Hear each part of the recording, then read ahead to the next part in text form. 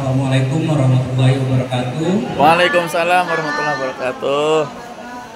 Yang saya hormati teman-teman guru dari Sekolah Khusus Negeri 1 Palangkaraya, yang saya hormati teman-teman dari Guru PAI yang selalu saya cintai dan saya banggakan dari seluruh sekolah dasar di Kota Palangkaraya.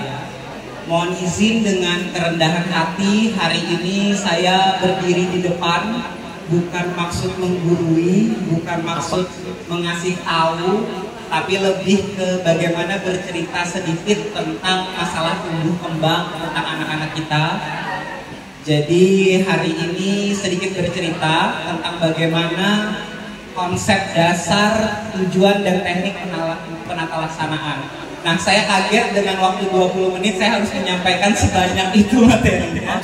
Jujur ini 3 tahun saya sekolah, materinya lebih banyak dari itu gitu. Jadi saya coba berusaha sedemikian rupa biar ini bisa kita dapatkan semaksimal mungkin. Karena jujur tentang anak-anak itu sesuatu yang mengawang atau sesuatu yang mengambang. Kalau teman-teman tidak mendapatkannya langsung, itu akan sulit mengaplikasikannya. Jadi kita pelan-pelan mengetahuinya. Oke. Nah, saya selalu bilang ke guru-guru, terutama yang belum memahami masalah anak-anak, jangan sesekalipun melabel langsung berkebutuhan khusus kalau tidak ada diagnosa dari psikolog atau dokter anak. Jadi saya selalu mengatakan anak dengan masalah tumbuh kembang itu masalah, bukan penyakit. Kalau masalah bisa selesai kan kalau kita arahkan dengan baik. Jadi masalah tumbuh kembang itu masalah bertumbuh dan berkembang. Bahasa, bicara, kemampuan belajar, kemampuan akademik itu masalah tumbuh kembang. Anak yang awalnya belum bisa membaca itu masalah kan? Belum bisa membaca, akhirnya mampu membaca, masalahnya terselesaikan. Nah, itulah masalah tumbuh kembang. Jadi jangan dulu melabel anak itu autisme nih, hiperaktif nih, kalau belum ada diagnosa yang keluar dari profesional seperti psikolog dan dokter anak. Selama belum melihat langsung hasilnya, kadang tuh suka gini guru-guru, kata orang tuanya autis pak, orang tuanya pun belum melakukan pemeriksaan. Nah, itu sering tuh di Kota Palangkaraya seperti itu. Jadi kalau menemukan itu jangan langsung dilabel, lihat dulu bagaimana anak-anak kita.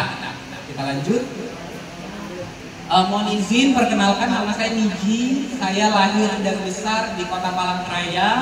Saya dari kecil di Pondok Pesantren Hidayat Insan. Jadi saya dari SD sampai SMA menyelesaikan sekolah di sana. Selanjutnya saya mendapatkan beasiswa full dari Universitas Indonesia. Setelah itu saya kembali ke Kota Palangkaraya tahun 2015. Saya langsung bekerja di Kota Palangkaraya. Saat ini saya bekerja di Dinas Pendidikan Kota Palangkaraya di Unit Layanan Disabilitas Kota Palangkaraya, masuk bagian bidang PAUD dan PNR. Saya juga punya sekolah PAUD yang 100% inklusif. Kalau mau lihat-lihat bagaimana memberikan kesempatan yang seutuhnya untuk anak-anak di PAUD, coba buka Instagramnya Lentera Harati. Di sana Bapak Ibu guru tidak akan bisa membedakan mana anak yang berkebutuhan khusus, mana yang tidak. Tapi diagnosa di sana kebanyakan bukan yang bermasalah pada organ, tapi bermasalah pada tumbuh kembang. Organ itu nanti kita belajar sama-sama. Saya juga bekerja di program vokasi Universitas Muhammadiyah Palangkaraya. Di sana saya bergabung. Kalau teman-teman guru yang masuk program itu ada bertemu saya, mungkin ada juga yang tidak. Jadi tergantung kelasnya. Mohon izin hari ini saya sedikit sharing tentang kemampuan yang sederhana saya miliki ini. Nah, ini prinsip utama yang harus kita tekankan. Mengajar itu tidak bisa berfokus pada Bapak Ibu guru saja, yaitu program Bapak Ibu guru, tidak. Orang tua hampir memiliki 70% perkembangan anak-anaknya.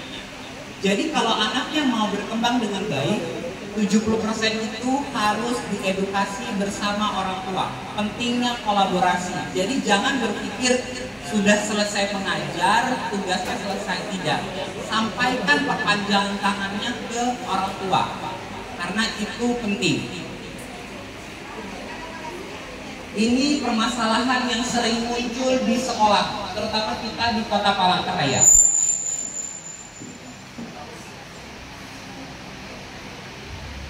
Yang pertama, anak tidak ingin mau bersekolah sampai akhirnya masalah kecerdasan, tidak mampu membaca, tidak mampu menulis. Ini masalah yang sering terjadi di sekolah kita di Kota Palangkaraya. Nah, ini konsep dasar sekolah inklusi. Jadi Bapak Ibu Guru, inklusi dan sekolah khusus itu sesuatu yang berbeda tapi serupa tak sama. Sekolah inklusi adalah sekolah yang mampu memberikan adaptasi ke anak-anak kita dengan berbagai macam kondisi. Mau itu reguler dan anak-anak kita dengan masalah tumbuh kembang. Nah, yang harus kita sepakati adalah sekolah inklusi itu jangan selalu mengatakan, oh ini karena peraturan, jadi harus menerima. Akhirnya, diri kita ini tidak mau belajar untuk itu. Di prinsip sekolah inklusi adalah bukan anaknya yang merubah diri menjadi apa yang ada di sekolah, bukan. Prinsip sekolah inklusi adalah sekolah itu merubah sistem perlahan untuk bisa diterima segala kondisi anak. Itu prinsip sekolah inklusi. Tujuannya adalah keberagaman, toleransi, kurikulum yang fleksibel. Kebanyakan begini jawaban guru-guru atau seluruh tenaga pendidik sekarang. Semoga tidak ada lagi. Iya Bu, karena harus menerima sesuai dengan kebijakan, sesuai dengan undang-undang. Lah tidak. Sebenarnya prinsip sekolah inklusi adalah itu tadi, menerima keberagaman dengan toleransi. Itu dulu utamanya. Jadi apa yang harus berubah nih? Bukan anaknya yang berubah, tapi lingkungannya yang berubah untuk memberikan adaptasi yang baik untuk anak kita. Nah, itu sekolah inklusi. Berbeda dengan sekolah khusus. Nanti mungkin ada cerita sama Bapak dari sekolah khusus bagaimana di sekolah khusus. Karena kita di Kota Palangkaraya sekolahnya inklusi, jadi saya bawa itu dulu hari ini. Nah, ini kendala guru yang terjadi di sekolah inklusi. Sumber daya yang kurang, stigma sosial akan kesetaraan. Paling sering adalah gini, orang tua yang anaknya tidak ada masalah tumbuh kembang. Kenapa sih anak itu di sekolah kita, Bu? Sering tuh kayak gitu. Kenapa dia masuk kelas? Kenapa dia tidak ke sekolah khusus atau SLB? Itu sering sekali. Apa jawaban kita? Nah, semoga dari materi hari ini ada jawaban yang lebih bisa bijaksana dan bagaimana menerima anak-anak kita. Permasalahan yang paling banyak di bawah itu adalah kurangnya kolaborasi orang tua, sekolah, dan lingkungan. Nah, itu tadi yang saya bilang. Kolaborasi itu penting sekali. Sedikit cerita tentang kolaborasi. Tadi Pak Rahmat ada bilang kita Kota Palangkaraya punya unit layanan disabilitas milik Kota Palangkaraya di Jalan Guling Tandang. Di sana anak-anak tidak sekolah di sana, tapi sekolah di sekolah umum atau sekolah reguler yang di bawah Kota Palangkaraya. Di sana program terapi dan pendampingan akhirnya programnya selaras dengan program di sekolah. Tujuannya apa? Anaknya diberikan persiapan untuk belajar nanti di sekolah bagaimana. Nah, itu menjadi wadah ULD itu. Dulu namanya Pusat Layanan Autis, sekarang berubah menjadi ULD. Itu wadah menjadi sharingnya guru-guru kalau ada apa-apa tentang kondisi anak. Anaknya ditemukan masalah seperti ini, silahkan sharing, silahkan cari tahu, atau kami datang ke sekolah itu juga dipersilahkan. Karena kita sama-sama di bawah Dinas Pendidikan Kota Palangkaraya. Itulah kolaborasi. Jangan nanti sampai berpikir gini, udahlah nanti anaknya juga selesai sekolah di kita. Nah, masalahnya tidak selesai. Nanti masalahnya terus bergulir ke SMP, SMA. Ada kejadian di beberapa tahun yang lalu, anak SMP belum bisa baca, itu juga masalah sebenarnya, masalah tumbuh kembang. Kalau dicek secara garis lurusnya pasti ada permasalahan pada sistem tumbuh kembang anaknya. Ini bagaimana membangun kedekatan pada anak untuk anak-anak dengan masalah tumbuh kembang atau berkebutuhan khusus. Poin yang paling utama, paling atas adalah terima apa adanya dulu mereka. Kita tuh suka gini, dia hiperaktif, otak kita tuh sudah diisi dengan perilaku negatifnya.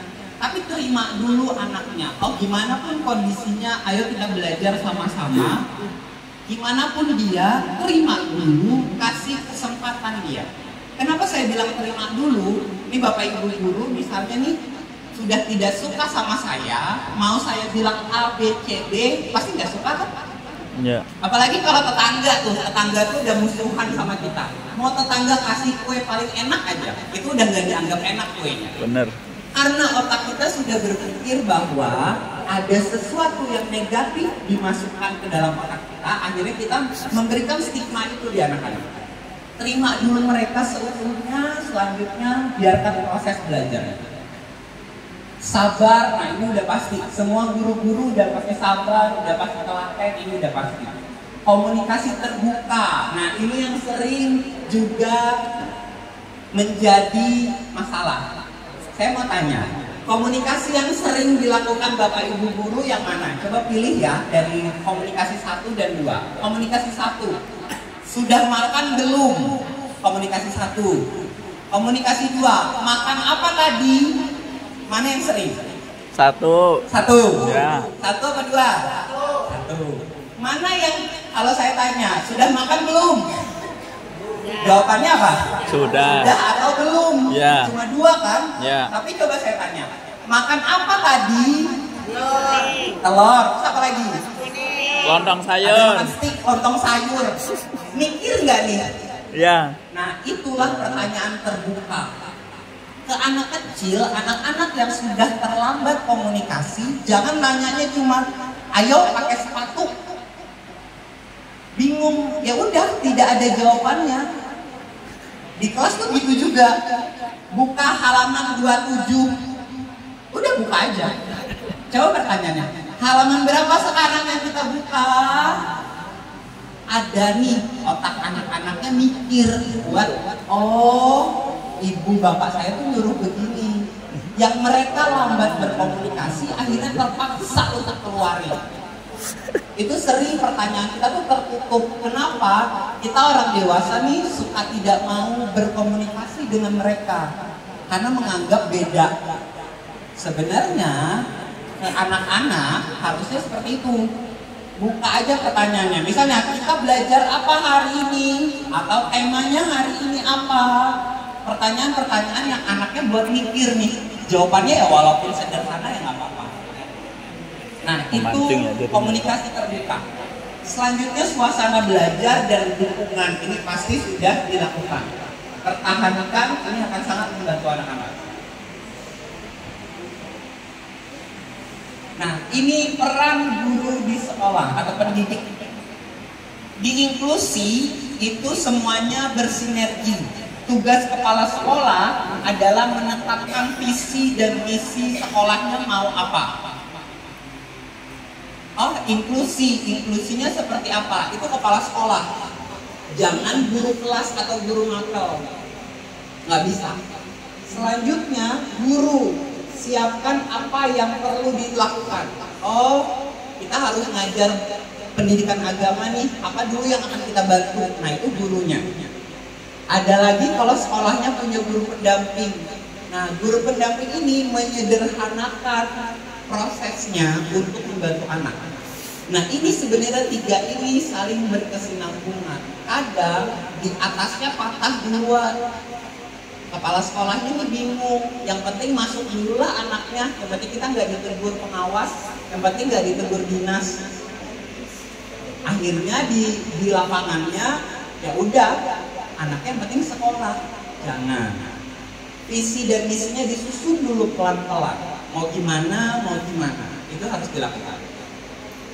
Nah ini tanggung jawab, ini nanti boleh dibaca karena tanggung jawab guru dan guru pendamping beda. Ini nanti boleh dibaca. Nah, apakah orang tua bisa menjadi guru pendamping? Bisa. Kalau misalnya sekolah itu belum punya. Saran saya adalah, tapi orang tuanya harus diedukasi bagaimana menjadi guru pendamping. Seringnya tuh gini, orang tua jadi guru pendamping, tapi orang tua nih ngajarin gurunya. Anak saya nih begini kalau di rumah. Anak saya ini harus begini. Enggak. Saat di kelas yang menjadi pilot adalah gurunya. Guru pendamping atau orang tua menjadi pendamping anaknya. Jadi bukan kita yang ngikut orang tua atau ngikut nenek. Paling sering nenek nih masuk kelas. Nenek bilang begini, guru bingung, udah. Halo, kita ke situ dulu. Permisi. Ya. Aduh. Selanjutnya. Nah, ini penyusunan program. Saya taruh di atas dulu tentang program, nanti kita baru ke bawahnya tentang masalah anak. Program harus disusun dari awal, terutama dari formulir masuk anak.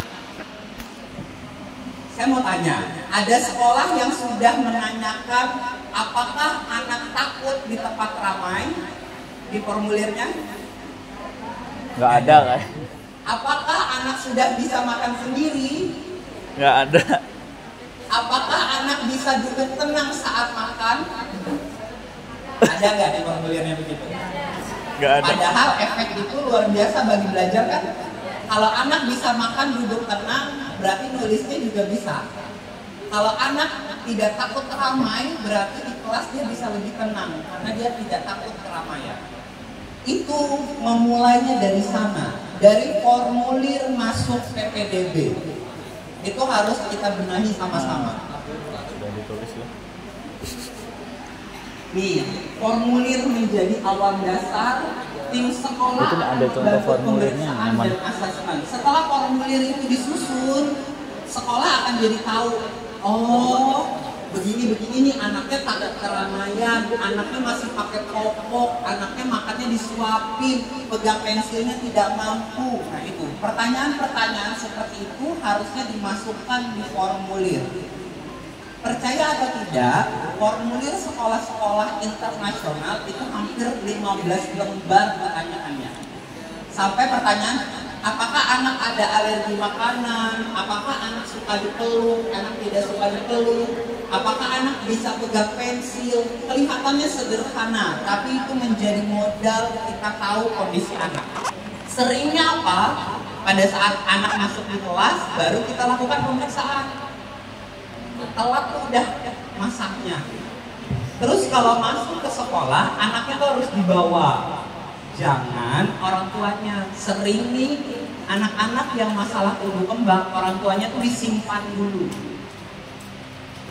Nah, kalau misalnya sekolahnya sudah lebih berani mengedukasi, hasil dari psikolog itu harus ada masuk di dalam formulir. Semoga nanti Dinas Pendidikan mengeluarkan surat edaran itu. Ini tadi juga saya ada ngobrol sama Pak Rahmat dan Pak Sekdis tentang bagaimana kebijakan itu. Kalau sudah ada dari atas kan lebih mudah kepala sekolahnya. Karena selama ini kan tidak ada ya. Nah, untuk itu. Jadi pelan-pelan kita susun dulu untuk semua. Karena yang pertama adalah formulir. Selanjutnya adalah diskusi, terus catat setiap perkembangan anak. Nah sebenarnya kalau kita punya guru pendamping itu yang catat perkembangannya. Kalau tidak ada, kita bikin catatan kecil aja tidak apa-apa. Untuk hari ini, misalnya nih, anak datang melempar tas, itu catat ya. Anak nangis, itu catat. Catatan itulah yang akan menjadi penilaian rapot.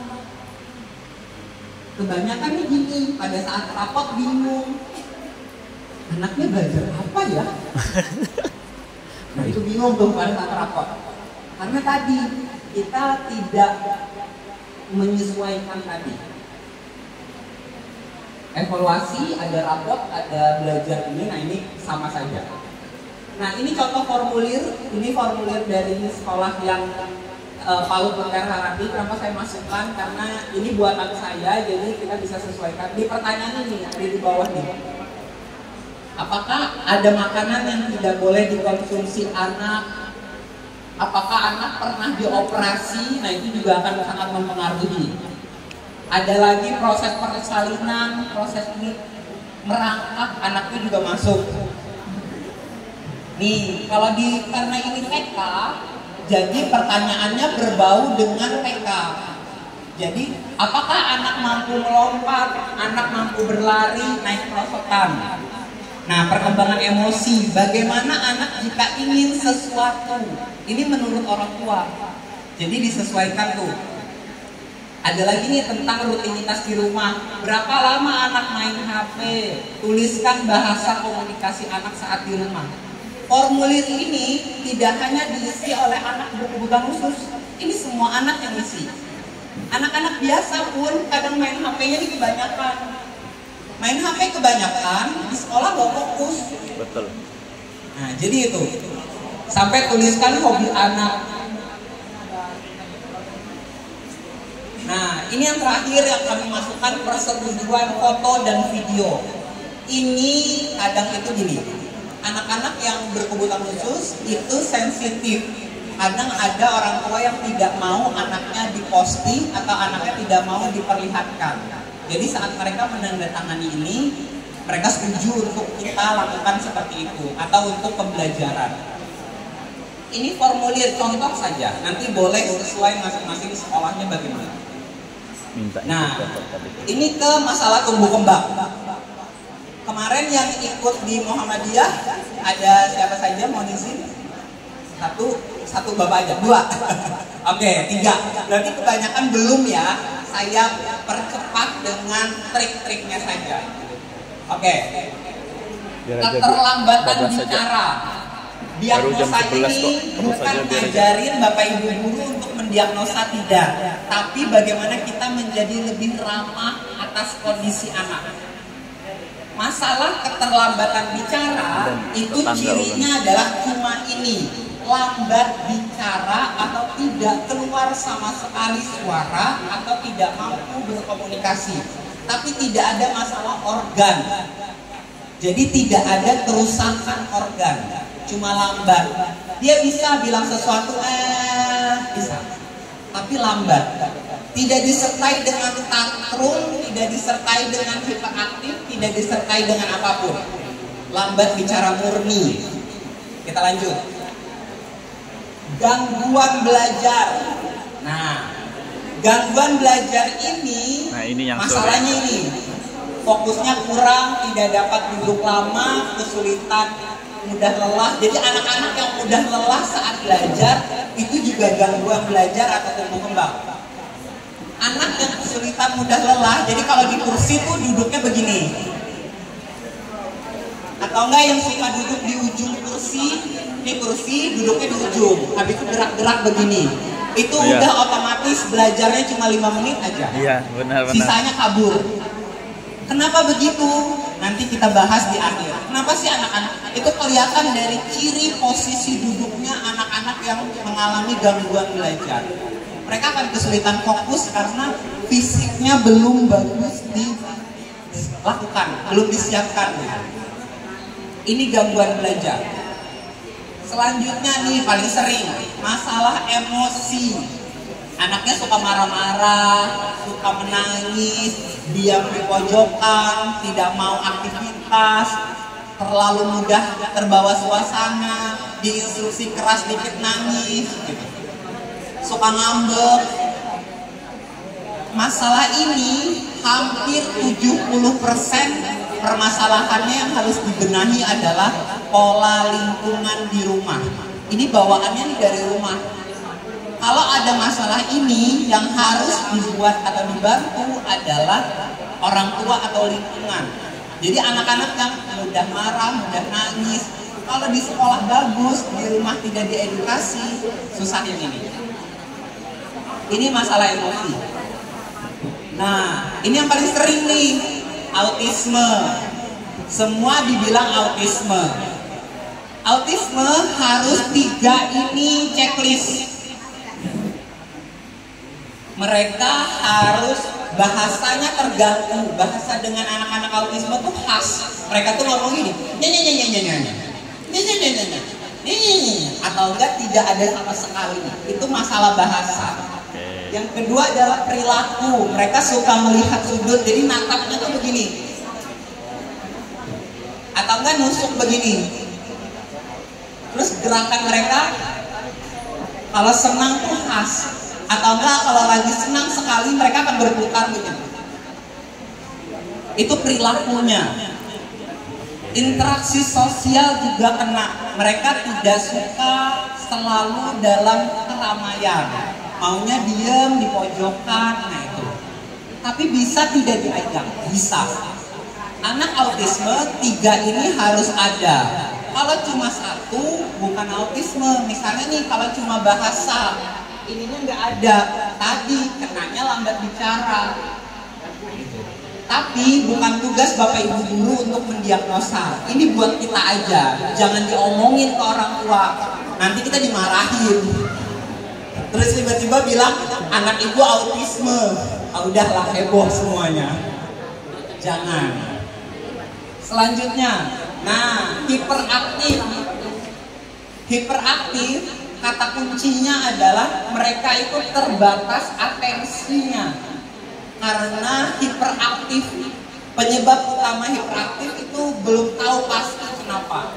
Tapi anak-anak yang hiperaktif, mereka itu sering sekali makan gula, susu berlebihan, manis-manis berlebihan, tepung terigu berlebihan. Itu akan menambah energinya, makin kesana kemari dia. Sama satu lagi, anak yang hiperaktif, pola tidurnya berantakan. Jadi mereka itu tidurnya bisa malam sekali, bangunnya bisa pagi sekali, atau siang sekali. Akhirnya moodnya terganggu. Kalau anak-anak moodnya terganggu, fokus atau tidak belajar? Tidak. Kayak kita, kurang tidur, ngawang di pikiran kita. Atensinya akhirnya terganggu. Anak hiperaktif biasanya bahasanya bagus.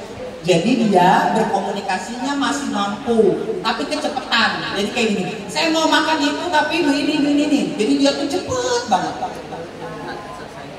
Hiperaktif ini sebenarnya tersisa sampai dewasa, tapi bisa dikontrol.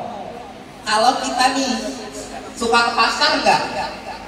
Tiba-tiba mau masukin tangan ke dalam beras tuh. Nah itu adalah salah satu ciri otak kita tidak bisa mengontrol gerakannya. Suka masukin tangan ke beras, habis itu kalau ada pagar yang ada besi-besinya, tangan kita suka begini. Atau kalau lagi presentasi suka mainin pulpen. Kalau lagi duduk nih kakinya gelisah begini. Nah, itu adalah ciri hiperaktif yang tertinggal sampai dewasa. Tapi ada lagi tuh suka mainin jilbab, ujung-ujung jilbab dimainin. Oh ya ada tuh, mana ngerekam. Sebenarnya itu masalah tumbuh kembang. Tapi kita orang dewasa nih punya namanya aturan, yaitu malu. Akhirnya kita kontrol. Oh orang ngeliatin aku, berhentilah. Di anak kecil kan nggak ada begitu. Makanya mereka bebas melakukannya. Jadi sebenarnya ini mampu diarahkan dengan baik. Kalau tadi pola makan, pola tidur itu diatur dengan baik. Kita lanjut. Nah, Down syndrome ini pasti udah jelas kelihatan. Ini kerusakan kromosom 23. Ini karena memang dari sananya. Tapi ini kalau diarahkan dengan baik akan progresnya baik untuk anak-anak kita di sekolah ke depannya, karena kita sudah tahu masalahnya. Ada di pondok pesantren anak-anak dengan Down syndrome udah bisa hafal Al-Quran. Jadi itu sesuatu hal yang luar biasa. Ada juga yang sudah mampu ngaji dengan baik, itu hal yang luar biasa. Jadi mereka kalau kita arahkan dengan baik akan mampu dibina dengan baik sampai ke tingkat kemandirian yang maksimal. Nah, ini yang sering kita lupakan. gangguan intelektual. Anak-anak yang mengalami gangguan intelektual itu IQ yang tinggi. Jadi anak-anak yang IQ tinggi itu juga akan masuk dalam masalah tumbuh kembang. Kalau kita biarkan, mereka jadi akan anak nakal. Kenapa saya bilang itu? Seringnya gini nih, anaknya cepat ngerjain tugas atau soal, tiba-tiba teman lambat ngerjain. Apa yang dia lakukan? Nah, itu sering ganggu temennya, mutar-mutar ataukah pergi kemana, padahal dia jago melakukan itu. Nah, ini kalau sudah kelas 1, 2, 3, enak itu kelas 3 SD kalau ada ciri anak yang fisiknya bagus, olahraganya bagus, daya ingatnya bagus, edukasi orang tua untuk SIQ. Karena ciri anak intelektualnya bagus adalah kemampuan olahraga dan fisiknya juga setara mengikuti. Kecuali yang memang bawaan lahir ya, kan ada yang memang sakit karena bawaan lahir. Ini memang tumbuh kembang yang anaknya bergeraknya bagus, olahraganya bagus, di riwayat lahirnya tidak ada masalah, nah itu boleh diedukasi. Karena ini akan kalau dibiarkan juga jadi masalah. Oke. Nah, kenapa saya tidak memasukkan anak-anak tunarungu, tunagrahita seperti yang Masya Allah yang kita lihat tadi? Karena di kita Kota Palangkaraya masih berkutat seputar ini dulu. Kita belum sampai menyentuh itu. Kenapa tadi? Karena sumber daya kita yang masih terus harus berkembang. Jadi kenapa saya munculkan yang tadi? Itulah yang sering banyak kita temui di sekolah. Kita lanjut. Ini proses belajar. Nah, ini kata kuncinya, setiap anak itu unik dan istimewa. Jangan selalu dibilang belajar membaca itu harus lewat kata beaba, ekudu, badu atau budi. Pakai itu terus, jangan. Anak-anak bisa saja dia membaca, nih dia tahu kalimat KKG hanya dari tulisan KK dan G, terus kita sering ucapkan. Itu pakai teknik visual. Jadi anak itu cara nangkapnya beda-beda. Jadi setiap anak itu unik dan istimewa. Lihat tadi prinsip awal kita, beri kesempatan untuk mereka. Nah, ini selalu saya tampilkan buat semua guru-guru atau siapapun. Target kita kan kesini nih, akademik. Tapi coba lihat di bawahnya. Banyak sistem yang harus disiapkan anak. Anak mampu menulis itu ada di sini. Sebelum mampu menulis, anak harus mampu ini. Aktivitas kehidupan sehari-hari. Yang saya bilang tadi. Anak kalau belum makan sendiri, jangan pernah berharap anak mampu menulis. Anak mampu bercerita imajinasi, itu mulainya dari mana belajarnya? Dari mereka bermain. Jadi bermain dengan anak-anak itu bukannya kita yang mengarahkan, oh ini caranya begini, ini caranya begini. Enggak, di usia SD bermain di anak-anak tuh gini. Mereka main, terus kita tuh jadi pewawancara. Itu apa ya? Itu ngapain sih dia? Itu dia ngapain? Nah dari situ imajinasi akan muncul, anak akan mampu mengungkapkan rasanya dan dia mampu nanti pada saat membaca, menulis akan lebih mudah karena itu terarah. Kalau kita selalu ngajarin bermain gitu, nih mobilnya didorong ya, nih mobilnya lewat sini ya, usia SD tidak seperti itu. SD itu banyak komunikasi, kita yang bertanya, oh itu mobilnya sedang apa tuh? Dia melari kemana? Dia kemana? Nah itu. Ini piramidanya. Jadi kalau mau anak itu akademiknya bagus, bawahnya dulu. Kita lanjut. Nah, prinsip anak akan bagus akademik, ininya harus bagus. Makan, minum, mandi, berpakaian, nih. Bersekolah. Bersekolah ini apa sih standarnya? Bawa tas sendiri, tidak digendong, masuk kelas dengan santai, tidak lari-larian, lepas sepatu taruh di rak dengan baik, itu standarnya. Sering gini, turun mobil digendong, tas dibawakan. Nah, gimana mau belajar? Ini prinsipnya bersekolah seperti ini. Kenapa saya bilang turun mobil atau motor tidak boleh digendong? Saat anak itu digendong, terus diambillah oleh guru dan di sekolah, itu sama dengan anak kehilangan benda berharganya. Jadi kayak dia nih lagi keasikan main HP, kita ambil HP-nya. Itu sama prinsipnya dengan dari gendong diambillah oleh guru. Jadi kalau bisa masuk gerbang sekolah sudah jalan. Nah itu kebanyakan kelas 1. Kalau kelas besar enggak. Bawa tas sendiri, apapun itu harus sendiri. Mau melatih fokus, ini kata kuncinya. Teknik zaman dulu ngajarin fokus anak tuh gini, lihat, kepalanya diginiin nih. Lihat, kalau belajar nulis ini gini. Itu teknik zaman dulu. Sekarang boleh kok masih dilakukan, tapi yang paling mudah di anak-anak adalah begini nih. Belajar keterlibatan sehari-hari akan membantu kontak mata.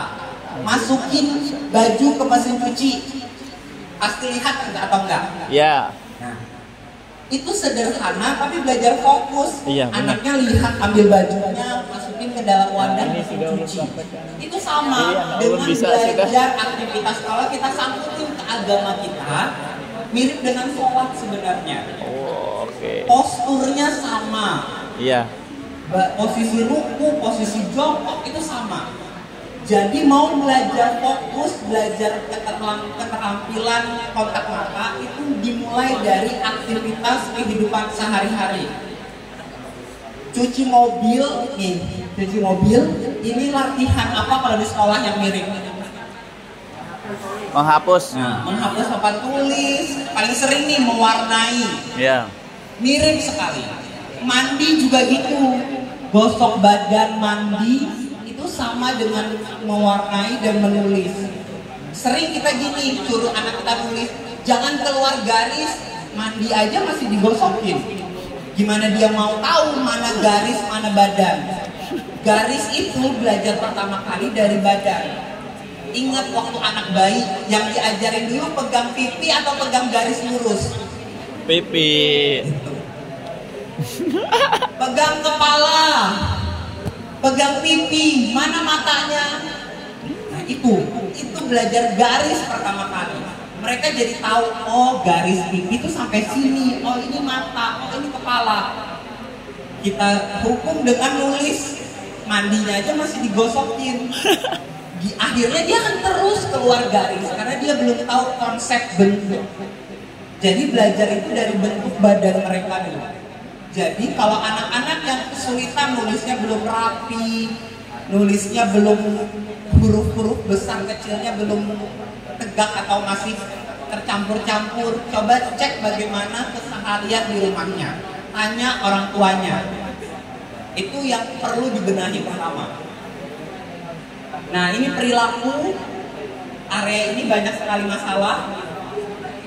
Nanti kita belajar bagaimana menanganinya. Ini kontak mata yang saya bilang tadi. Nah ini sensori.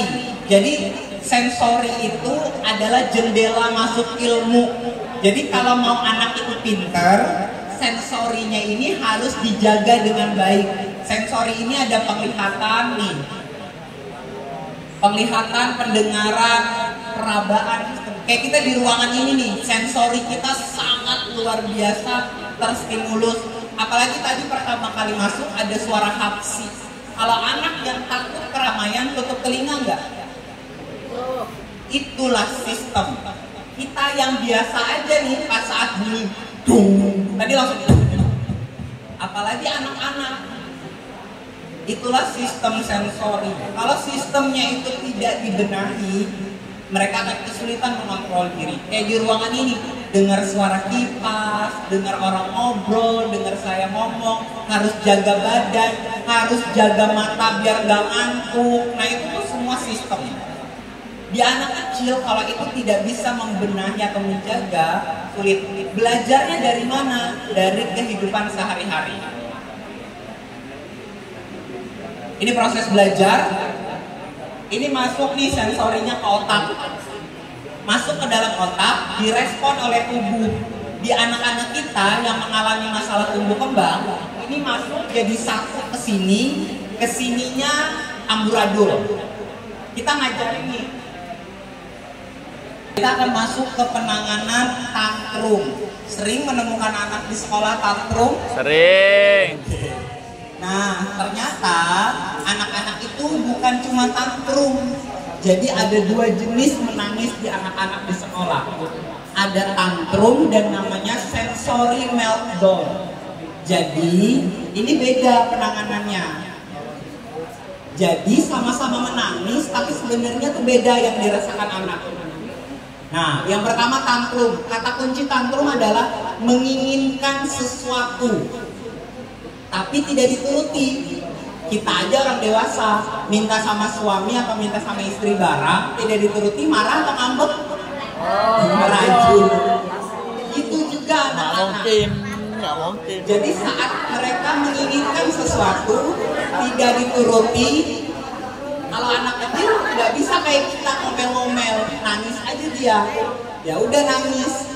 Nah itu tantrum, menginginkan sesuatu, kata kuncinya itu. Kalau sensory meltdown, nih sensory meltdown ini beda dengan tantrum. Sensory meltdown itu perasaan yang dirasakan anak-anak, sensorinya tadi yang kita cerita tadi itu masuk ke dalam otak, diproses, terus kacau balau, bingung dia.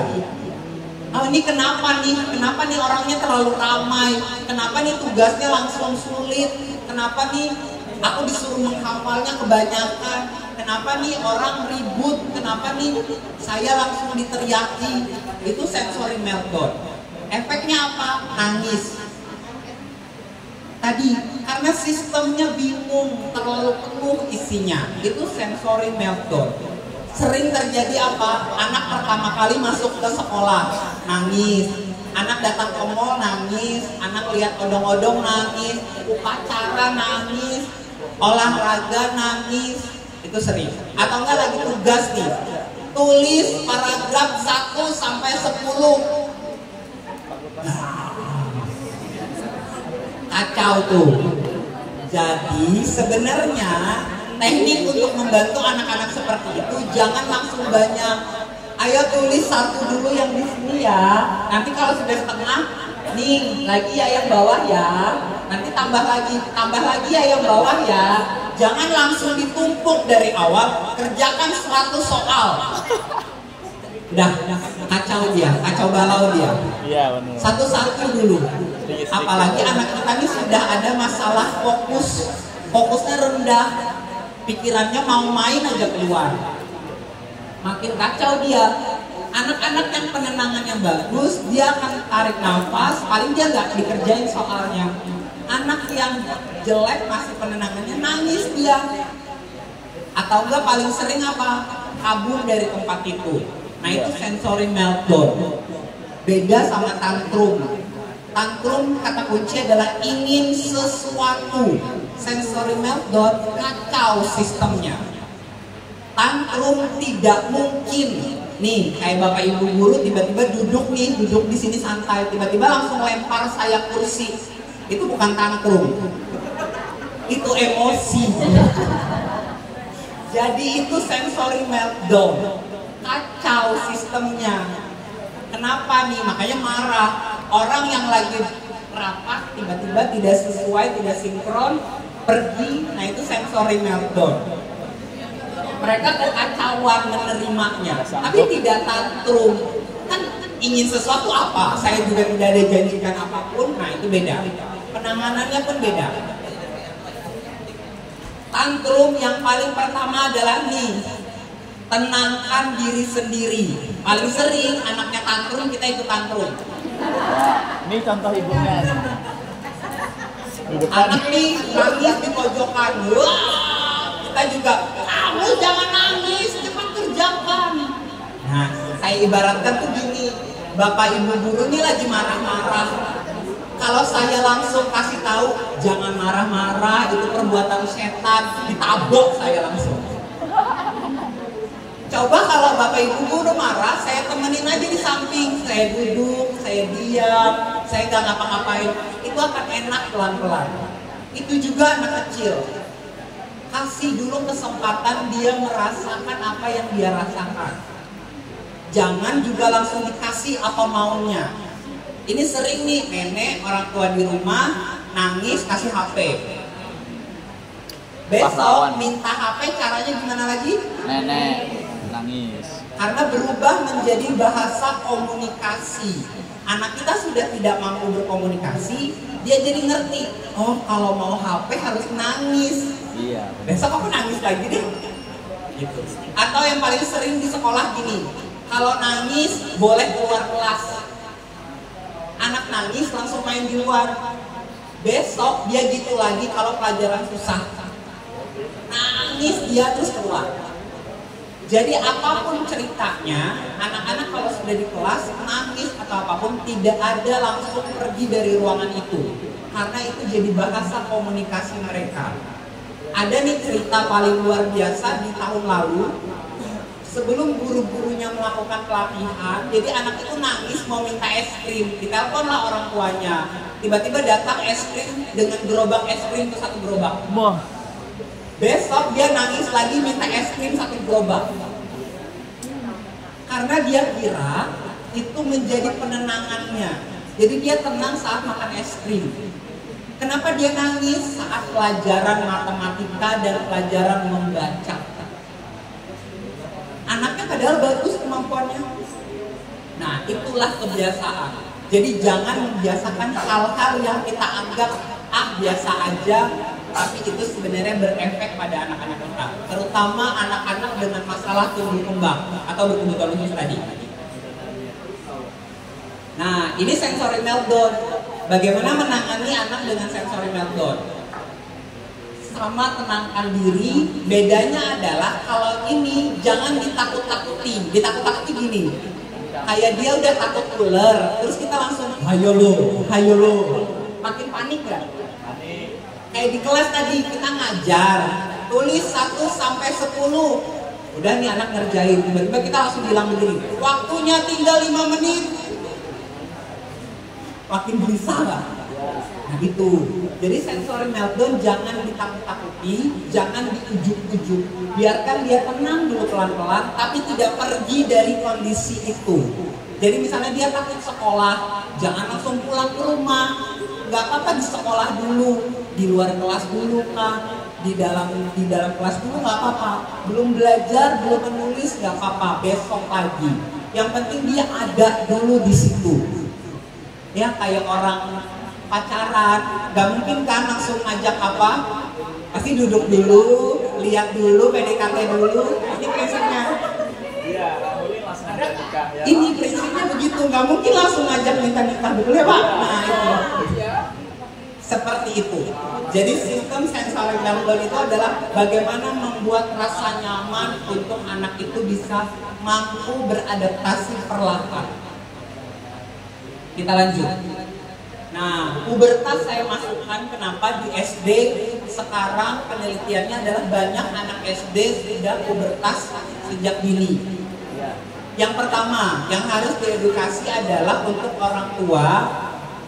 Kalau toilet itu tidak di dalam kamar, anak itu diedukasi untuk tidak keluar toilet dengan tidak menggunakan apapun. Sering tuh gitu. Toilet, ruang tengah, kamar. Anak akan kabur dari toilet ke kamar dengan lewat ruang tengah. Efeknya di sekolah sering anak lepas baju di depan toilet. Anak-anak kelas rendah lepas celana dulu depan toilet. Nah itu kenapa? Karena kebiasaan di rumah lepas baju, lepas pakaian bukan di dalam toilet, tapi di luar toilet. Mana mereka ngerti itu rumah itu sekolah. Mereka udah bingung dengan gelisah mau pipis. Dibuka aja di luar. Yang kedua adalah mandi. Saat anak itu sudah bersekolah, tidak boleh lawan jenisnya termasuk papa tidak boleh dengan anak perempuan mandi bersama, ibu tidak boleh mandi bersama dengan anak laki-lakinya, karena itu akan berefek pada mereka mengira anak laki-laki dan perempuan boleh masuk sama-sama ke dalam toilet. Karena kan mereka nggak ngerti mana yang lawan jenis, mana yang sejenis. Banyak kejadian yang seperti itu. Nah itu yang harus diedukasi sejak dini. Itu tugas kita semua, karena itu masuk dalam keyakinan, pembatasan diri, itu masuk dalam pembelajaran agama, itu semua masuk dalam sistem itu. Tapi yang dibenahi adalah harus dari edukasi rumah. Karena pubertas ini efeknya adalah dia akan tantrum dan dia akan sensory meltdown jadi satu. Kenapa saya bilang sensory meltdown jadi satu? Hormonnya akan meningkat, kecemasannya akan meningkat. Maaf nih, ibu-ibu yang menstruasi senggol bacok gak? Itulah yang dirasakan anak-anak saat pubertas. Kalau perempuan lagi menstruasi, lagi datang bulan, hormonnya meningkat, emosinya juga meningkat. Karena badannya sensitif. Anak-anak juga gitu. Anak-anak yang sudah dari awal ada masalah ketenangan, ditambah lagi hormonnya bergejolak, makin sensitif. Tantrum, sensory meltdown itu jadi satu kombinasi. Nah, itu yang harus segera kita bantu mereka. Oke, terima kasih. Semoga ada yang bertanya dan mohon maaf kalau waktunya banyak lebih. Saya kembalikan ke moderator untuk pemateri selanjutnya. Terima kasih. Iya, terima kasih ya Bapak pemateri kita hari ini luar biasa karena yang disampaikan sangat relate dengan kehidupan kita sebagai guru dan sebagai orang tua tentunya. Baik, kita akan buka sesi tanya jawab dulu ya. Setelah ini nanti kita akan lanjut ke materi berikutnya. Atau bagaimana? Saya tawarkan apakah materi kedua dulu? Oke, sesi tanya jawab saya batasi 3 ya. Yang pertama siapa dulu nih? Tadi Pak Khotib ya? Ya, silakan Pak Khotib.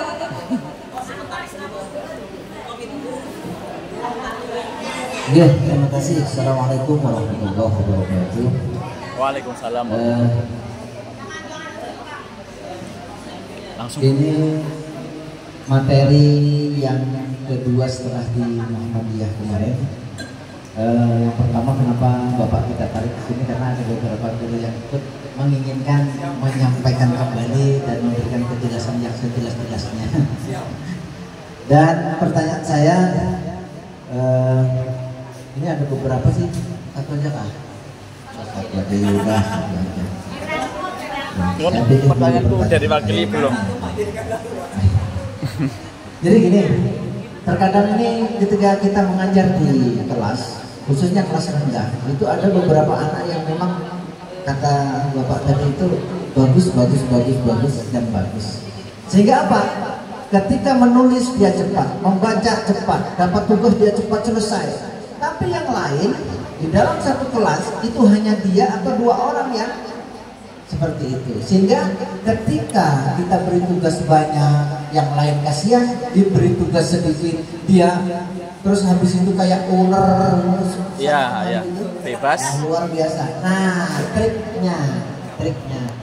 Kemarin waktu pembelajaran di Muhammadiyah, saya dapat trik kemarin, langsung saya praktekkan. Yang pertama, saya kemarin ngajar anak kelas 1, ada beberapa anak yang seperti itu tadi, sehingga apa? Satu kalimat, satu kata itu saya suruh tulis, saya keliling. Terus tambah lagi satu kalimat saya tulis keliling begitu. Sehingga semua menulis. Ya. Tapi ketika saya kasih soal, nah begitu ada evaluasi di bawahnya. Oke, yang tadi sudah oke. Begitu materi selesai, anak-anak semua menulis dan alhamdulillah begitu kalau per kata itu lebih enak gitu ya. Kemudian ketika evaluasi, nah evaluasi itu tidak saya lakukan dengan seperti itu, tapi saya lakukan dengan menulis 1 sampai 2. Jadi ada 2 soal di situ saya evaluasi dari, tapi jawaban sudah saya saya kasih garis bawah, ini jawaban nomor 1 yang ini jawaban nomor 2 gitu ya. Tapi semacam evaluasi. Nah, yang dua anak tadi cepat banget. Akhirnya apa? Kesana kemari juga langsung. Nah, apakah yang seperti ini menangani anak kalau kita di sekolah selain yang itu tadi, apakah ada cara lain? Ya, cara lain untuk menanganinya agar tidak mengganggu teman-teman yang lain. Iya, baik Bapak, silakan ditanggapi. Pakai ini aja Bu, pakai ini aja Bu, nggak dengeran itu Bu. Saya tanggapi langsung biar kalau ada yang tanya mirip, jadi kita mengurangi. Oke. Nah, itu tadi anak-anak yang punya kemampuan yang mantap, bagus. Nah, itu saya sangat bersyukur Pak. Berarti di sekolah berapa SD berapa itu? Oh, SD. Yang dulu di Cilingring ya itu Pak. Iya, depan Gemilang. Iya betul. Ada. Ada Pak. Iya, saya aja juga nggak ingat. Itu adalah berarti anak-anak yang sudah harus kita notice Pak. Jadi kalau triknya adalah bagaimana? Jadi anak-anak yang seperti itu kita harus bahasanya simpan tugas untuk mereka khusus. Jadi kalau mereka sudah selesai, kita datengin mereka, terus kasih lagi di kertas atau apa yang membedakan untuk mereka. Jadi kasih boleh, tapi jangan terlalu banyak. Kenapa gitu? Kalau kebanyakan anak yang tingkat rendah itu akan langsung kebanyakan pergi ya. Jadi karena trik Bapak awalnya satu-satu, jadi kasih dulu 1 atau 2, kan tadi batasnya 2 ya Pak. Boleh di 3, nanti kasih mereka khusus dengan beda dengan anak yang lain. Tapi jangan di papan tulis. Kalau di papan tulis, anak-anak yang lain tuh langsung Jadi untuk anak yang itu aja kasih, itu boleh. Kenapa begitu? Karena mereka memang punya kemampuan yang kecepatannya tuh ya itu. Kasih aja soalnya, bisa bentuk kertas yang beda atau di buku yang beda yang ini. Jadi datengin, tapi jangan di instruksi lewat umum. Nanti kalau instruksi lewat umum, anak kecil kelas rendah tuh ada namanya iri. Jadi nanti, oh saya dapat banyak nih, teman nggak dapat kalau dikasih tahu di umum. Tapi kalau kita yang datengin, nih ada lagi. Nah dia akan langsung mau pelan-pelan dulu, tapi mulai dari kalau 2 dulu, nanti baru pelan-pelan dinaikin. Nah itu, kalau misalnya trik itu sudah bagus dan sudah bisa dilakukan, nanti yang 2 itu boleh dibikin khusus ada di samping Bapak yang memang materinya dari awal sudah beda sama yang teman-teman. Itu boleh. Tapi pelan-pelan naikinnya, jangan langsung naik. Ini kelas berapa Pak anaknya? Wah, kelas 1 sampai 1 Kalau kecuali dia udah naik kelas 3, kelas 4, boleh nanti sama Bapak berdua, nah itu nggak apa-apa. Kalau masih kelas 1, kayak tadi aja dulu deketin dia, kasih lagi. Yang menyerupai itu boleh. Sambil kasih tahu mamahnya atau orang tuanya untuk mengaktifkan kemandirian di rumah. Soalnya gini, kalau dia mampu akademik bagus, tapi kalau di rumah masih belum mandiri sama sekali, nanti pada saat tes IQ hasilnya jelek. Jadi kemandirian di rumah harus meningkat sekali seiring dengan kemampuan akademiknya. Jadi, semoga terjawab Pak. Ya, demikian tadi penjelasan dari Bapak Fatih. Bagaimana Pak Fatih? Ya, mudah-mudahan nanti bisa diimplementasikan dalam dunia pendidikan Pak Fatih di kelas nanti ya. Bagi yang kedua kami persilakan kepada Ibu Lolita Hayati. Aku dulu di depan Baik, terima kasih. Assalamualaikum warahmatullahi wabarakatuh.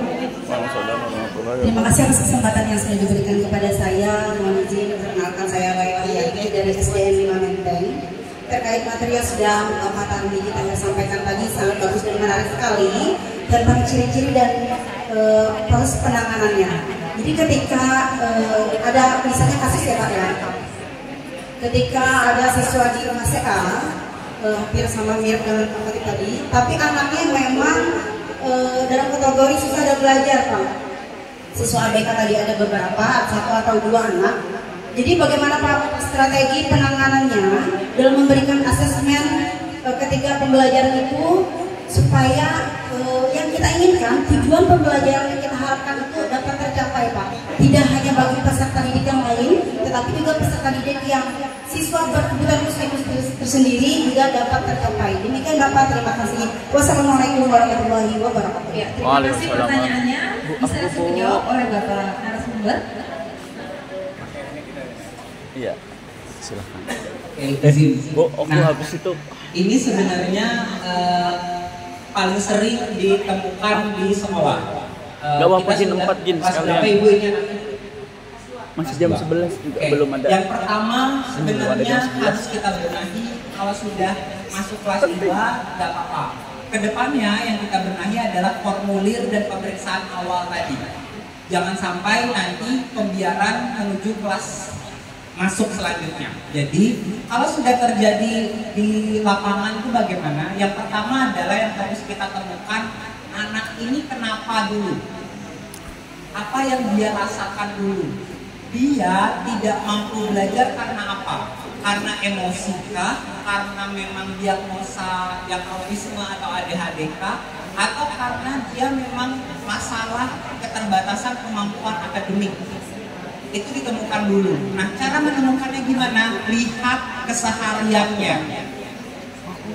Anaknya mampu berkomunikasi enggak? Anaknya mampu enggak di rumah terlibat ini. Kalau belum mampu terlibat di rumah, itu dulu menjadi program kurikulumnya khusus anak itu. Misalnya ini, anak kelas 2 SD harusnya sudah mampu pakai baju sendiri nggak? Harusnya sudah mampu pakai baju kan? Tapi kalau di rumah masih pakai baju dipakaikan, itu menjadi targetnya dulu. Kenapa? Kalau pakai baju belum sendiri, di sekolah nulis akan nggak bisa. Karena pakai baju harus kanan, kiri. Nulis kanan dan kiri. Nah, tugasnya siapa latihan pakai baju? Bukan guru di sekolah, tapi di rumah. Itu dulu temukan keterbatasannya dulu. Anaknya terbatasnya di mana? Itu dulu ditemukan. Setelah itu temukan kemampuannya. Nggak mungkin nih anaknya tidak ada kemampuan. Kayak yang cerita Bapak tadi, anaknya cepat ngerjain tugas, itu kemampuannya. Keterbatasannya, anaknya kesana kemari. Nah, jadi ibu temukan dulu keterbatasannya, setelah itu temukan asetnya. Dia mampu apa nih? Oh, dia suka mewarnai. Oh, dia suka pegang pensil. Oh, dia bisa nih diarahkan ini. Oh, dia mampu nih merapikan barang. Hal-hal sederhana itu ditemukan. Selanjutnya baru sesuaikan dengan target kita. Misalnya target kita tentang agama untuk berdoa makan.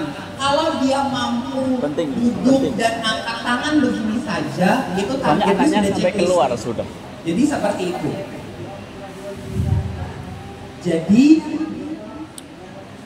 Jadi lihat dulu aset dan limitasi anak.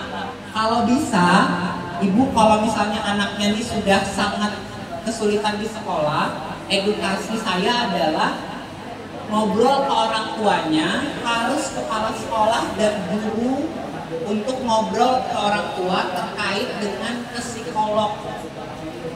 Udah ke psikolog belum anaknya? Ya harus. Jadi kalau di lapangan ada, sudah kita temukan dua tadi, aset sama limitasi, baru edukasi orang tuanya, sampaikan. Namun edukasinya gini, jangan ngomong, Bu anak ibu hiperaktif di sekolah, jangan. Anak ibu nggak bisa diam di sekolah, jangan. Ngomongnya tuh gini, Bu, tadi kan pembelajaran ini, sebenarnya anaknya tuh mampu duduk, tapi sebentar. Kadang tuh mau pergi, mau ini. Nah, saat pembelajaran itu kesulitan nih. Jadi komunikasi ke orang tua itu yang dihantam jangan jeleknya dulu anak. Karena kalau manusia itu dikasih tahu jeleknya, langsung tidak terima. Tapi apa adanya, tapi kemampuan asetnya tadi dulu. Kan kita udah bilang tadi nih, anaknya bagusnya di mana? Asetnya dulu diomongin. Oh begini, baru dikasih tahu. Saat muncul pertanyaan orang tua, iya Bu, di rumah juga gini. Sudah satu tujuan sama kita. Saat begitu, baru langsung kasih tahu. Saat orang tua akan lanjut akan ngomongnya begini, kemana ya Bu, kira-kira apa ya yang harus saya lakukan? baru edukasi. Boleh ke PLA kita, boleh juga arahkan ke psikolog yang memang sekolah tahu atau gimana yang memang mudah. Terus minta surat keterangannya, dari situ akan jelas nih, oh anaknya seperti ini, anaknya begini. Akhirnya nanti di sekolah tahu, oh anaknya begini, jadi aku bisa bantu bagian ini, bagian ini. Nah kayak gitu. Runut-runutannya. Nggak bisa nih kita langsung bilang, anaknya ibu harus saya ajarin membacanya, latihannya begini dulu. Nggak bisa, karena diagnosa yang sama, treatmentnya beda-beda. Jadi tiap anak beda-beda. Nah itu. Terjawab?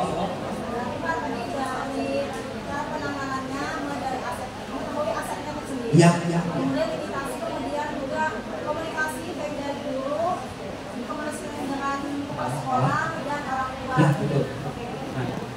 Nah sebenarnya juga orang tuanya nanti diedukasi kegiatan begini juga boleh dilakukan oleh sekolah. Jadi orang tua yang merasa anaknya tidak ada masalah tapi sebenarnya ada masalah, orang tua jadi akan tersadar bahwa oh anakku begitu ya, masuk nih ke situ. Nah itu juga boleh. Jadi boleh sekolah juga mengadakan kegiatan seperti ini, tapi jangan melabel berkebutuhan khusus. Labelnya gini, kemampuan meningkatkan akademik, kemampuan meningkatkan kemampuan belajar, tapi umum. Nanti yang dibahas baru di dalamnya ada begini. Terima kasih. Ya, berarti kita ini masukan untuk kita ya Pak ya. Mungkin nanti bisa ada kegiatan parenting lah kadang-kadang gitu ya. Iya. Oke, kita lanjut ke penanya berikutnya, Bapak Alawi. Izin bertanya Pak, Ulun Alawi dari SDN 1 Bukit Tua di seberang Takumpit. Nah, pertanyaannya adalah bagaimana cara kita sebagai guru yang awam terkait materi seperti ini, walaupun kita sudah pelajari, mengalami atau menemui anak yang dalam kategori beberapa tadi. Tetapi ketika kita sudah ada bukti, kita video misalnya di kelas atau ada CCTV, kita sampaikanlah ke orang tua. Orang tuanya ini nggak terima. Dia sudah tahu, oh aku enggak ini di rumah gini, buktinya ini, orang tuanya seperti itu. Akhirnya guru yang disalahkan. Kemudian kalau gitu saya lapor dinas, saya mau guru itu dikeluarkan. Atau biar kalau nggak bisa keluar, biar anak saya yang keluar. Akhirnya anaknya yang keluar. Nah, kan jadi nggak enak gitu. Mungkin memang keterbatasan kami dari itu. Tapi kami sudah beberapa kali menegur dengan cara yang pelan-pelan lah, baik, dipanggil orang tuanya nggak datang, alasannya emang karena sibuk dan sebagainya. Padahal kegiatan yang dilakukan di kelas perintah guru itu sewajarnya aja, misalnya nyapu, piket, dan lain-lainnya itu. Tapi dianggap orang tua seolah itu kayak memberatkan dan sebagainya lah, di luar yang tadi itu. Nah, bagaimana caranya itu? Terima kasih. Assalamualaikum. Izin menjawab. Nah, ini sebenarnya masalah ini, jadi saya ada baca penelitian yang paling baru tentang kultur budaya dan juga pemahaman tingkat kesadaran orang tua tergantung lokasinya. Kita lihat Takumpit ya. Nah, ini bukan maksud bagaimana, tapi ini lebih ke sharing. Nah, kenapa orang tua yang daerah Pahangbut, Lamboyan bawah atau itu lebih sensitif daripada orang tua yang di Kecipir? Beda tuh. Kenapa begitu? Satu, tingkat budaya dan lingkungan, pemahaman mereka juga memang berbeda. Nah, cara triknya bagaimana? Jadi ada namanya, kalau di teknik kita psikologi dan teman-teman kesehatan, kita terapis itu adalah teknik keterlibatan orang tua. Jadi kalau orang tua yang sudah sulit untuk kita edukasi, kita udah omongin ini susah, jangan pakai omongan lagi, tapi pakai bukti dan aksi. Caranya bagaimana? Ajak semua orang tua untuk terlibat belajar bersama anak, tapi di sekolah. Sehari saja, lihat sendiri. Dari situ orang tua akan langsung tahu bahwa oh ini yang dirasakan di sekolah. Seringnya apa? Sebenarnya saya yakin orang tua itu juga mengetahui kondisi itu. Tapi orang tua yang pekerja seperti daerah Lampung itu kan kebanyakan nelayan ya, tambang gitu, yang notabene mereka juga kadang ngajarin membaca anaknya juga mungkin tidak gitu. Nah jadi pada saat kita ngasih tahu untuk belajar membaca, ya mereka tidak sama. Tapi saat kita contoh bagaimana latihan menambangnya, mungkin dia akan lebih ini. Nah jadi sinkronkan dulu pembahasannya, ajak mereka terlibat dulu, hadir ke sekolah. Itu tadi saya bilang, jangan memanggil khusus orang yang bermasalah, karena orang yang bermasalah itu tidak akan mau datang kalau dia dari awal sudah tidak mau. Tapi ajak aja semuanya. Misalnya gini, satu sekolah, hari ini hari bersama orang tua. Jadi satu sekolah ngajak orang tua semuanya, anaknya sama orang tua, kita belajar sama-sama. Entah itu belajar, kalau kelas 1 mungkin belajar membaca, atau kelas 1 lagi belajar menyapu atau lipat baju. Dari situ orang tua akan tahu tugas guru apa, sebagai pengarah saja. Dari hasil begitu orang tua akan tahu, oh kesulitannya begini. Sudah ada aktivitas begitu, ajak orang tuanya ngobrol satu-satu. Gimana Bapak Ibu ada kesulitan tadi untuk ini? Nah baru masuk ke apa yang menjadi masalah kita. Karena gini, saya juga menemukan dulu sebelum saya di dinas pendidikan, saya di Kelampangan di puskesmas sana. Jadi rata-rata petani. Jadi saya edukasi nenek, anak itu Down syndrome yang memang IQ-nya rendah, tapi dituntut untuk membaca. Neneknya nggak mau tahu, saya bilang, akhirnya pendekatannya lewat begitu, ikut serta, akhirnya sama-sama baru. Jadi itu boleh dilakukan. Terima kasih. Terima kasih Pak. Iya, ternyata bikin program belajar bersama anak sehari. Nah, itu Bu. Bisa jadi solusi. Mantap. Baik, pertanyaan berikutnya, Pak Wandiano, silakan. Yang di depan nih tanya. Assalamualaikum warahmatullahi wabarakatuh. Waalaikumsalam warahmatullahi wabarakatuh. Saya hampir tadi itu adik-adik dan hiperaktif. Dari tadi di sini dekat sekali kita. Nah, mau tantrum Pak ya. Mau tantrum nih. Pertama-tama luar biasa sekali dari materi, meskipun beliau saya lihat itu masih sangat muda kan, tapi dalam perkataan Ali itu unsur maqala dan unsur maqala. Jadi lihatlah apa yang dikatakannya, itu bukan lihat unsur maqala, anda manqala, jangan lihat orangnya tapi perkataannya. Gimana? Nah, jadi gini, ada dua permasalahan yang memang kami alami Pak. Ini serius Pak. Jadi ada dua permasalahan yang kami alami. Yang pertama itu adalah, ini dari titipan dari guru kami. Yang pertama, ada seorang anak ini, dia itu kalau dalam keagamaan agama Islam tempat saya, dia aktif. Dia sudah bisa baca Al-Quran kelas 4. Kemudian dia juga selalu berusaha untuk mendapatkan nilai terbaik. Ketika kita menggunakan hotball dan sebagainya, apapun yang kita lakukan, kita bahkan yang paling monoton dan membosankan pun, seperti kita bikin kasih ini, kerjakan ini, dia mau nulis. Dan meskipun tidak tinggi banget, tapi dia ada 80 sampai 75 sampai 80-an gitu. Tapi bedanya ketika kami akan guru bersama-sama, ketika saling sharing dari mapel yang lain, seluruh mapel umum dia tidak tahu sama sekali. Begitu. Dia bisa baca, dia bisa ngitung tambahan atau kurangan dan sebagainya. Tapi satu, ketika dia mulai belajar umum, dia tidak mau Pak. Dia kadang gitu Pak. Dijelaskan begitu kadang mantul seperti itu Pak. Dan itu kata gurunya itu sudah saya